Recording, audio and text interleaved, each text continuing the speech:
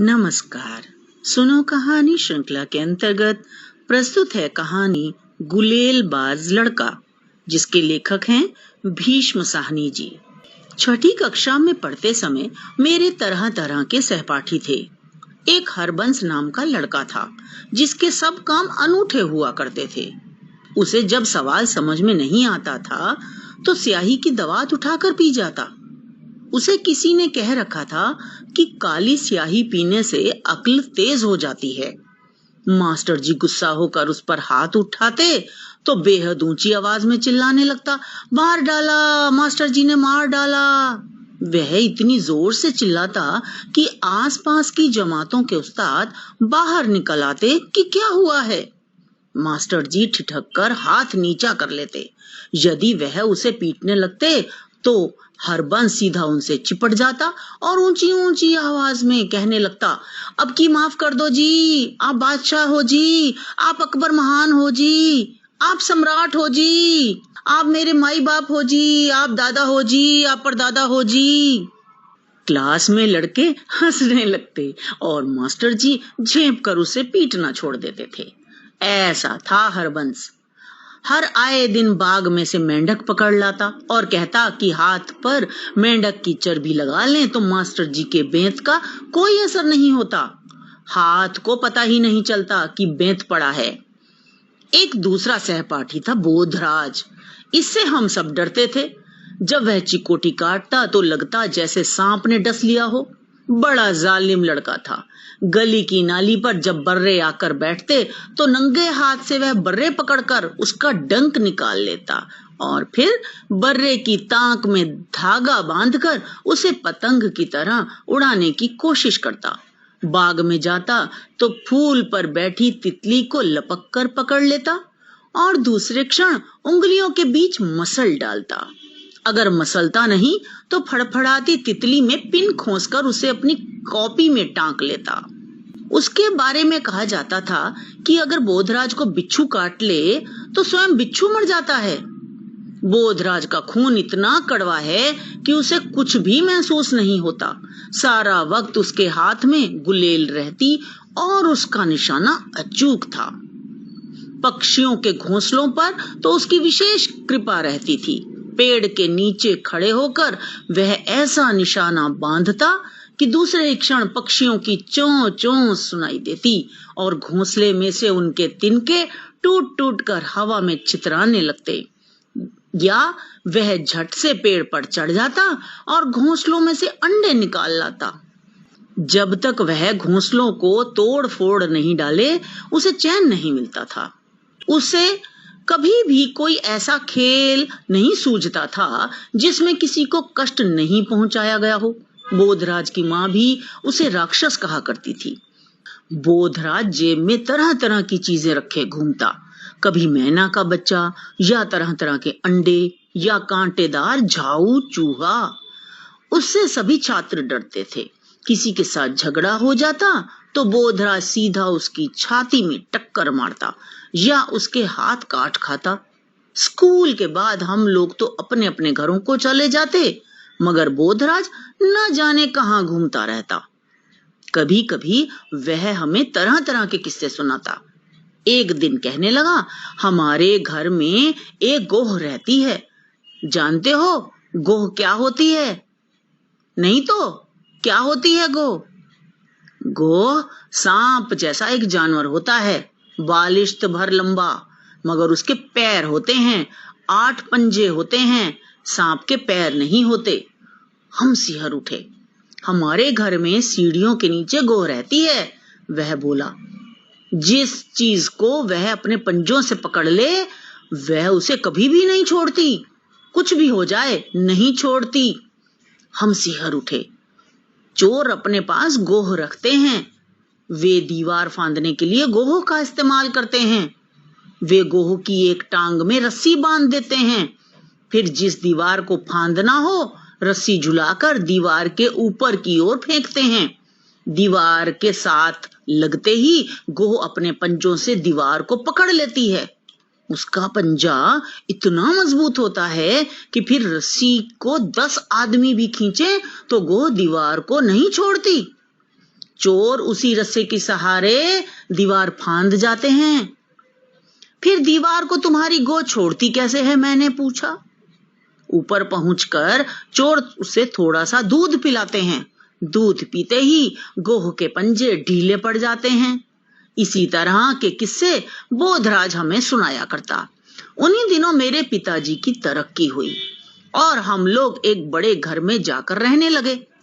घर नहीं था, बंगला था, मगर पुराने ढंग का और शहर के बाहर। फर्श ईंटों के, छत ऊंची ऊंची और ढलवा, कमरे बड़े बड़े, लेकिन दीवार में लगता जैसे गारा भरा हुआ है। बाहर खुली जमीन थी और पेड़ पौधे भी थे। घर तो अच्छा था, मगर बड़ा खाली खाली सा था। शहर से दूर होने के कारण मेरा कोई दोस्त यार भी वहां पर नहीं था। तभी वहां बोधराज आने लगा। शायद उसे मालूम हो गया कि वहां शिकार अच्छा मिलेगा, क्योंकि उस पुराने घर में और घर के आंगन में अनेक पक्षियों के घोंसले थे। आसपास बंदर भी घूमते थे और घर के बाहर झाड़ियों में नेवलों के 2-1 बिल भी थे। घर के पिछले हिस्से में एक बड़ा कमरा था, जिसमें माँ ने फालतू सामान भरकर गोदाम सा बना दिया था। यहाँ पर कबूतरों का डेरा था। दिन भर गुटर गूं चलती रहती। वहां पर टूटे रोशनदान के पास एक मैना का भी घोंसला था। कमरे के फर्श पर पंख और टूटे घोंसलों के तिनके बिखरे रहते। बोधराज आता तो मैं उसके साथ घूमने निकल जाता। एक बार वह झाऊ चूहा लाया, जिसका काला थूथना और कंटीले बाल देखते ही मैं डर गया था। माँ को मेरा बोधराज के साथ घूमना अच्छा नहीं लगता था, मगर वह जानती थी कि मैं अकेला घर में पड़ा पड़ा क्या करूंगा। माँ भी उसे राक्षस कहती थी और उसे बहुत समझाती थी कि वह गरीब जानवरों को तंग नहीं किया करे। एक दिन माँ मुझसे बोली, अगर तुम्हारे दोस्त को घोंसले तोड़ने में मजा आता है तो उससे कहो कि हमारे गोदाम में से घोंसले साफ कर दे। चिड़ियों ने कमरे को बहुत गंदा कर रखा है। मगर माँ, तुम ही तो कहती थी कि जो घोंसले तोड़ता है उसे पाप चढ़ता है। मैं यह थोड़े ही कहती हूँ कि पक्षियों को मारे। यह तो पक्षियों पर गुलेल चलाता है, उन्हें मारता है। घोंसले हटाना तो दूसरी बात है। चुनांचे जब बोधराज घर पर आया तो मैं घर का चक्कर लगाकर उसे पिछवाड़े की ओर गोदाम में ले गया। गोदाम में ताला लगा था। हम ताला खोलकर अंदर पहुंच गए।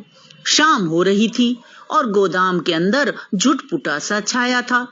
कमरे में पहुंचे तो मुझे लगा जैसे हम किसी जानवर की मांद में पहुंच गए हों। बला की बू थी और फर्श पर बिखरे हुए पंख और पक्षियों की बीट। सच पूछो तो मैं डर गया। मैंने सोचा, यहां भी बोधराज अपना घिनौना शिकार खेलेगा। वह घोंसलों को तोड़ तोड़ कर गिराएगा, पक्षियों के पर नोचेगा, उनके अंडे तोड़ेगा, ऐसी सभी बातें करेगा जिनसे मेरा दिल दहलता था। न जाने माँ ने क्यों कह दिया था कि इसे गोदाम में ले जाओ और इससे कहो कि गोदाम में से घोंसले साफ कर दे। मुझे तो इसके साथ खेलने को भी मना करती थी और अब कह दिया कि घोंसले तोड़ो। मैंने बोधराज की ओर देखा तो उसने गुलेल संभाल ली थी और बड़े चाव से छत के नीचे मैना के घोंसले की ओर देख रहा था। गोदाम की ढलवा छतें तिकोन सा बनाती थी। 2 पल्ले ढलवा उतरते थे और नीचे एक लंबा शहतीर कमरे के आर पार डाला गया था। इसी शहतीर पर टूटे हुए रोशनदान के पास ही एक बड़ा सा घोंसला था, जिसमें से उभरे हुए तिनके, रुई के फाहे और लटकती थिगलियां हमें नजर आ रही थीं। यह मैना का घोंसला था। कबूतर अलग से दूसरी ओर शहतीर पर गुटर गू कर रहे थे और सारा वक्त शहतीर के ऊपर मटर गश्ती कर रहे थे। घोंसले में मैना के बच्चे हैं, बोधराज ने कहा और अपनी गुलेल साध ली। तभी मुझे घोंसले में से छोटे छोटे बच्चों की पीली पीली चोंचें झांकती नजर आईं। देखा, बोधराज कह रहा था, ये विलायती मैना है, इधर घोंसला नहीं बनाती। इनके माँ बाप जरूर अपने काफिले से बिछड़ गए होंगे और यहाँ आकर घोंसला बना लिया होगा। इनके माँ बाप कहाँ है? मैंने पूछा। चुग्गा लेने गए हैं, अभी आते ही होंगे, कहते हुए बोधराज ने गुलेल उठाई। मैं उसे रोकना चाहता था कि घोंसले पर गुलाल नहीं चलाए, पर तभी बोधराज की गुलेल से फर्र की आवाज निकली और उसके बाद जोर से टन की आवाज आई। गुलेल का कंकड़ घोंसले से न लगकर सीधा छत पर जा लगा था, जहां टीन की चादरें लगी थी। दोनों चोंच घोंसले के बीच कहीं गायब हो गईं और फिर सकता सा आ गया। लग रहा था मानो मैना के बच्चे सहमकर चुप हो गए थे। तभी बोधराज ने गुलेल से एक और वार किया। अब की बार कंकड़ शहतीर से लगा। बड़ा आकड़ा करता था। 2 निशाने चुग जाने पर वह बौखला उठा। अब की बार वह थोड़ी देर तक चुपचाप खड़ा रहा।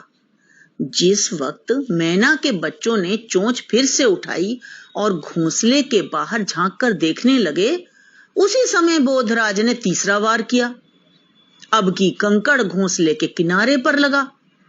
3-4 तिनके और रुई के फाहे उड़े और छितरा छितरा कर फर्श की ओर आने लगे, लेकिन घोंसला गिरा नहीं। बोधराज ने फिर से गुलेल तान ली थी। तभी कमरे में एक भयानक सा साया डोल गया। हमने नजर उठाकर देखा, रोशनदान में से आने वाली रोशनी सहसा ढक गई थी। रोशनदान के सींगचे पर एक बड़ी सी चील पर फैलाए बैठी थी। हम दोनों ठिठक कर उसकी ओर देखने लगे। रोशनदान में बैठी चील भयानक सी लग रही थी। यह चील का घोंसला होगा, चील अपने घोंसले में लौटी है, मैंने कहा। नहीं, चील का घोंसला यहाँ कैसे हो सकता है? चील अपना घोंसला पेड़ों पर बनाती है, यह मैना का घोंसला है। उस वक्त घोंसले में से चों चों की ऊंची आवाज आने लगी। घोंसले में बैठे मैना के बच्चे पर फड़फड़ाने और चिल्लाने लगे।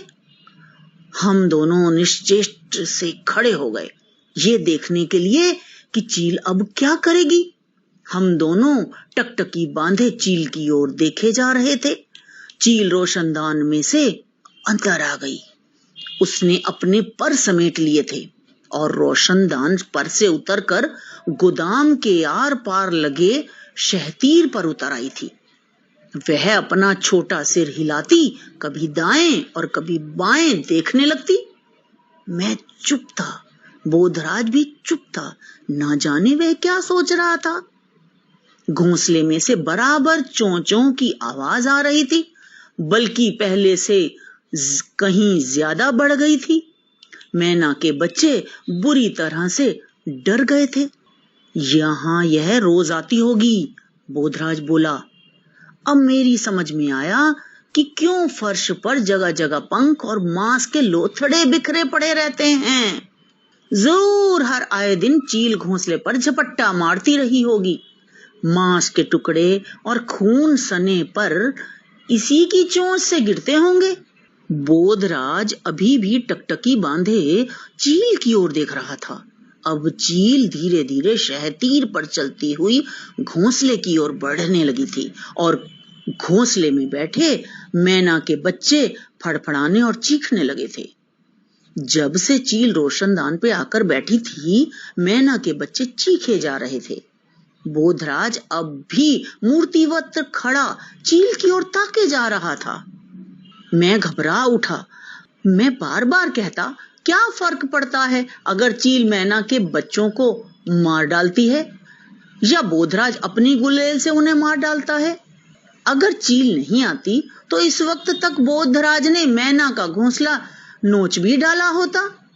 तभी बोधराज ने गुलेल उठाई और सीधा निशाना चील पर साध दिया। चील को मत छेड़ो, वह तुम पर झपटेगी, मैंने बोधराज से कहा। मगर बोधराज ने मेरी बात नहीं सुनी और गुलेल चला दी। चील को निशाना नहीं लगा। कंकड़ छत से टकराकर नीचे गिर पड़ा और चील ने अपने बड़े बड़े पंख फैलाए और नीचे सिर किए घूरने लगी। चलो यहाँ से निकल चलें, मैंने डर कर कहा। नहीं, हम चले गए तो चील बच्चों को खा जाएगी। उसके मुंह से ये वाक्य मुझे बड़ा अटपटा सा लगा और हैरानी भी हुई। स्वयं ही तो घोंसला तोड़ने के लिए गुलेल उठा लाया था। बोधराज ने एक और निशाना साधा, मगर चील उस शहतीर पर से उड़ी और गोदाम के अंदर पर फैलाए तैरती हुई सी आधा चक्कर काटकर फिर से शहतीर पर जा बैठी। घोंसले में बैठे बच्चे बराबर चों चों किए जा रहे थे।